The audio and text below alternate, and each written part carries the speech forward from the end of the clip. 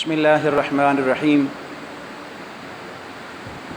معزز خواتین و حضرات، یہ عظیم مہینہ آہستہ آہستہ اپنے اختتام کو جا رہا ہے۔ میں نے ابتدا میں آپ سے گزارش کی تھی کہ یہ قرآن کا مہینہ ہے۔ امید ہے آپ بھولے نہیں ہوں گے، آپ نے قرآن کی تلاوت کو جاری رکھا ہوگا۔ وہ ایک حدیث مبارکہ کا مفہوم آپ نے سن رکھا ہوگا کہ رسول مکرم صلی اللہ علیہ وسلم نے ارشاد فرمایا کہ جو آگے چلے جاتے ہیں نا، وہ پچھلوں کو یاد کرتے ہیں کہ کوئی ہمارے لیے پڑھ کے بھیجے گا۔ تو یہ قرآن پاک پڑھ کے اگلوں کو بخشنے کا بہترین موسم ہے۔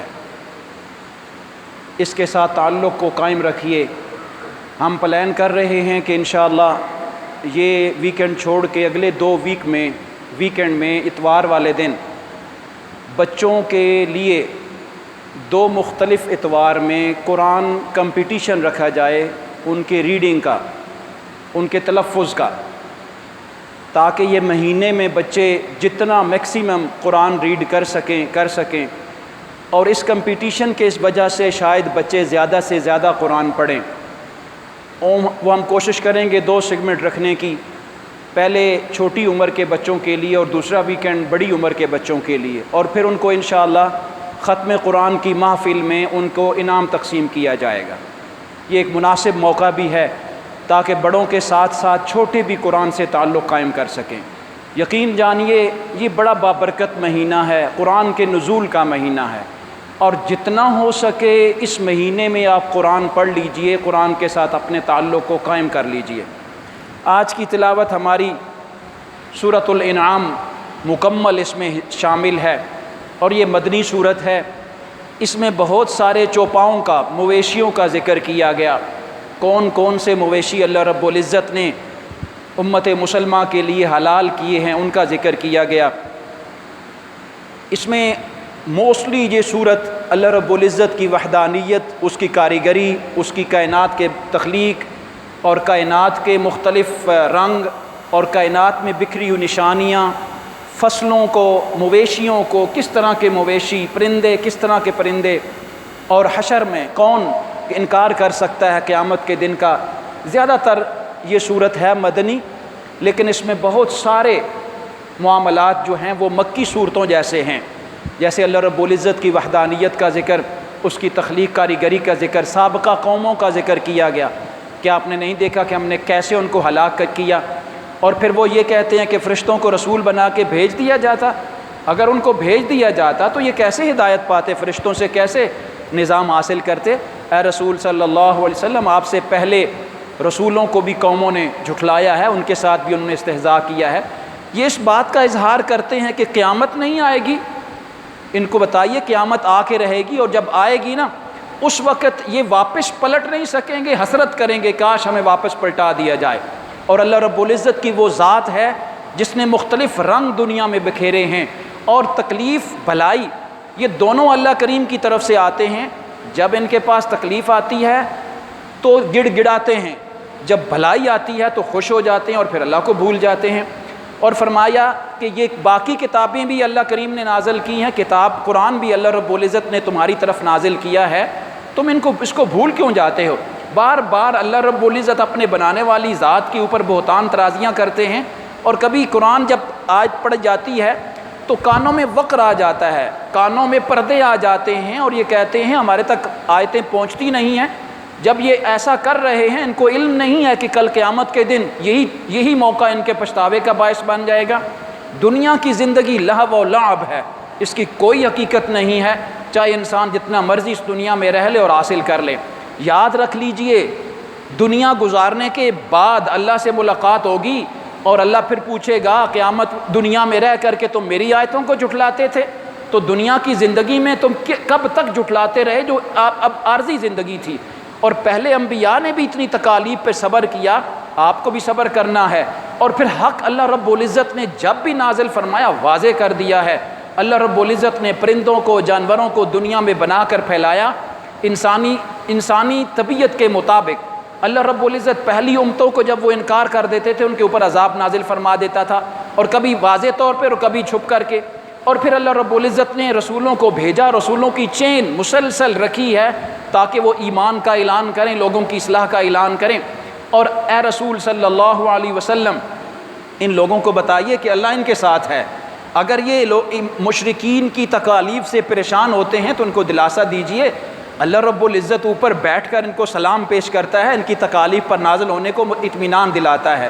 رسول صلی اللہ علیہ وسلم نے ارشاد فرمایا، یا رسول آپ فرما دیجئے کہ غیر اللہ کی عبادت مجھے زیب نہیں دیتی. مجھے تم کہتے ہو کہ تم اللہ کے سوا باقیوں کی عبادت کر لیجئے، مجھے اس سے منع کیا گیا ہے، نفس کی اتباع کرنے سے مجھے منع کیا گیا ہے. ان قریب یہ فیصلہ آ جائے گا کہ حق پہ کون تھا اور باطل پہ کون تھا. اس کتاب میں ہر خشک اور تر چیز کا اللہ رب العزت نے ذکر کر دیا ہے. وہ اللہ غالب ہے ہر چیز کے اوپر، اور جدھر کو چاہتا ہے وہ واؤں کے رخ کو پھیر دیتا ہے، اور اللہ ہی نجات دیتا ہے. دنیا کی زندگی ایک دھوکے کے باعث ہے. اللہ کے علاوہ تمہیں قیامت کے دن کوئی سفارشی نہیں ملے گا اور کوئی بھی تمہارے ساتھ نہیں کھڑا ہوگا.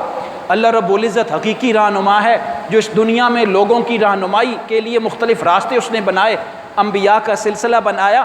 اور ابراہیم کے اس واقعے کو یاد کرو جب اس نے آزر سے مکالمہ کیا تھا کہ میرا تو رب وہ ہے جو زمین و آسمان کا پیدا کرنے والا ہے اور جو موت اور زندگی کو بناتا ہے. پھر حضرت ابراہیم کے اس واقعے کو ذکر کیا، کبھی ستارے کو دیکھ کے ابراہیم نے لوگوں کی جو نا وہ توجہ دلائی کہ یہ ستارہ جس کی تم پوجا کرتے ہو یہ خدا ہو سکتا ہے، یہ چاند جو آیا اور چلا گیا یہ خدا ہو سکتا ہے، یہ سورج یہ بڑا ہے اس سے، کیا یہ خدا ہو سکتا ہے؟ فرمایا چھپ جانے والا کبھی میرا خدا نہیں ہو سکتا. حضرت ابراہیم علیہ السلام کی دلیل بڑی کڑی تھی. فرمایا ہم نے ابراہیم کو بھی اپنی قوم کی طرف بھیجا تاکہ وہ دلیل قائم کرے، اور تمام انبیاء علیہ الصلاۃ والسلام ہدایات لے کر کے آئے، اور ہم نے ہر نبی کو کتاب دی اور بعض نے اگلوں کی کتاب کے مطابق دنیا کے نظام پر نظام قائم کیا. اللہ رب العزت کے مقام کو پہچانو کہ وہ کون رب ہے جس نے موسیٰ کو نور اور ہدایت دے کے بھیجا اور تورات دے کے بھیجا. اور پھر قرآن بھی ہم نے ہی اتارا ہے، ان کے پاس اللہ کے علاوہ اور کوئی سفارشی نہیں ہوگا. اللہ خالق ہے، رات کو دن سے نکالتا ہے اور دن کو رات سے نکالتا ہے. یہ تمام ہیر پھیر جو ہے یہ وقت مقرر کرنے کے لیے ہے، ستارے راستے دکھانے کے لیے ہیں، پانی آسمان سے اتارا جاتا ہے تاکہ بنجر زمین کو تر و تازہ کرے اور تم اس میں سے مختلف طرح کے اپنے کھانے تلاش کرو. کبھی کھجور کے گچھے، کبھی زیتون، انگور اور خوشوں میں ملتے جلتے ایک دوسرے کے ساتھ ملتے جلتے ہیں. جب لٹکتے ہوتے ہیں کبھی ان کو دیکھا کہ وہ کتنے پیارے لگ رہے ہوتے ہیں. یہ اللہ کی کاریگری ہے.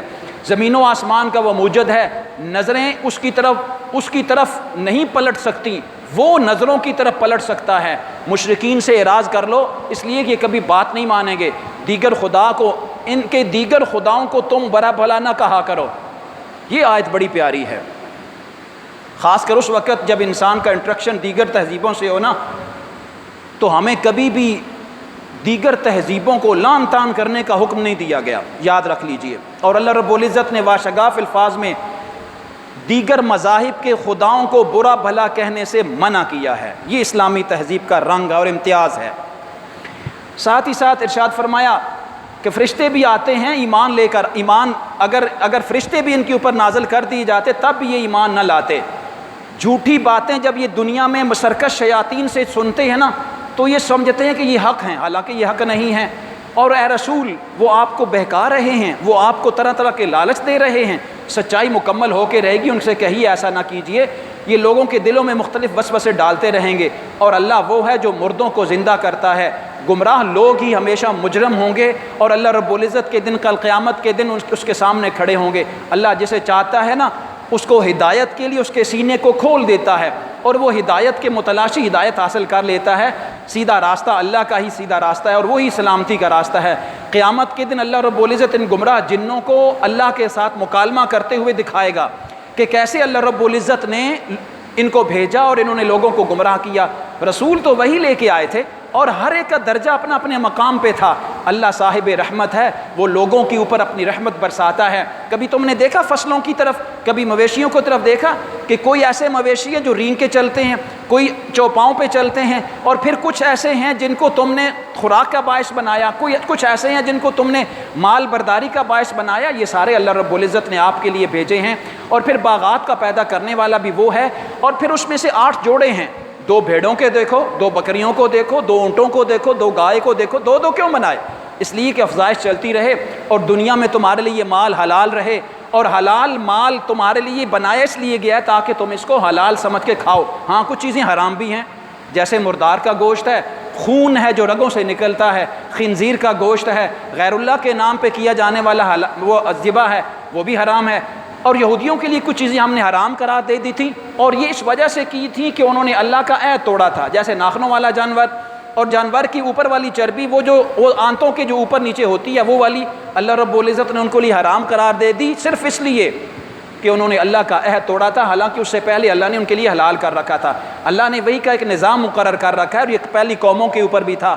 اخلاقی نظام بھی اللہ رب العزت نے وضع کیا ہے، اور آپ فرما دیجئے یہ میرا ہی راستہ ہے، یعنی رسول فرما دیں کہ یہ میرا راستہ ہے، اس کی اتباع کرو، تم اس میں فائدہ حاصل کر لو گے۔